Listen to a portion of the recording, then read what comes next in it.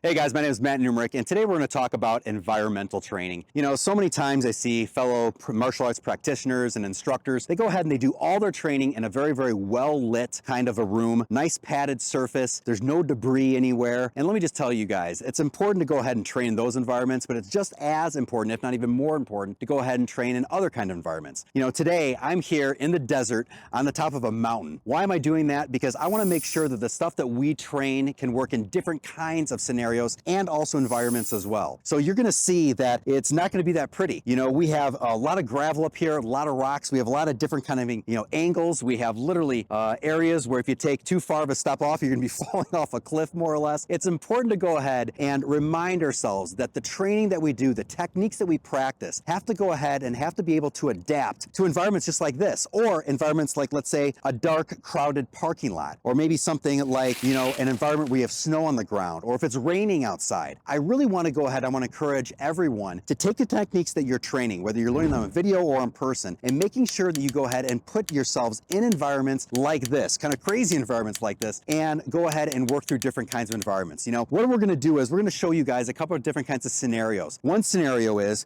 that, you know, we're going to have an attacker come up behind me, and I'm going to be at a higher point than, let's say, someone else is. Well, that person may be taller than me, but if I'm all of a sudden standing, let's say, on a small hill, or you know, let's say a rock pile that may be 3-4 feet higher than the attacker, that's going to allow me to do different kinds of tools. I may not be kicking, let's say, the thigh or the knee. I'm going to go ahead, I'm going to kick the person's face. Why can I do that? Well, because when I go ahead and I throw that kick, their face is going to be at that level because of the difference of height that we have right here. Another scenario that you're going to see is you're going to see someone coming up and grabbing me from behind, and how to go ahead and deal with that kind of situation. Well, in that kind of situation, we're going to be on footing that's going to be very jagged, very, very rocky, very, very dusty. And the footing right here is going to be very, very, well, let's just say uncertain. So it's important that we go ahead and we do that as well. Another scenario that you're going to go ahead and you're going to see is you're going to see a scenario where, let's say someone is going ahead and, you know, attack me from the front, and I need to do a kick. Well, if I do a roundhouse kick, you know, I was used to a certain kind of footing, you know, if I'm on, let's say, nice mats, but if I'm out here in the real world, I may be on,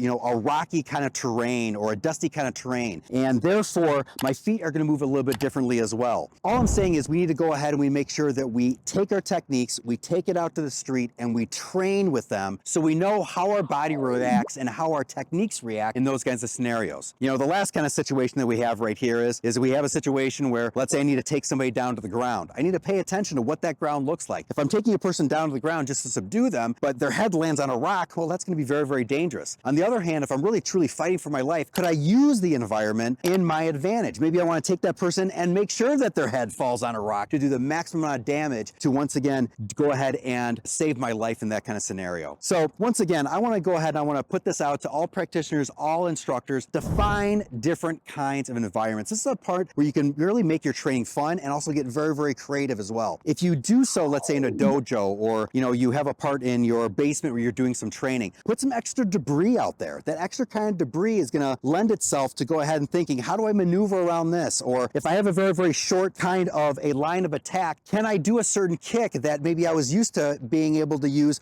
a great big area to go ahead and maneuver around? So once again, guys, just go ahead and have fun with this. Use your creativity and enjoy these videos. Thanks so much, guys. We'll see you soon.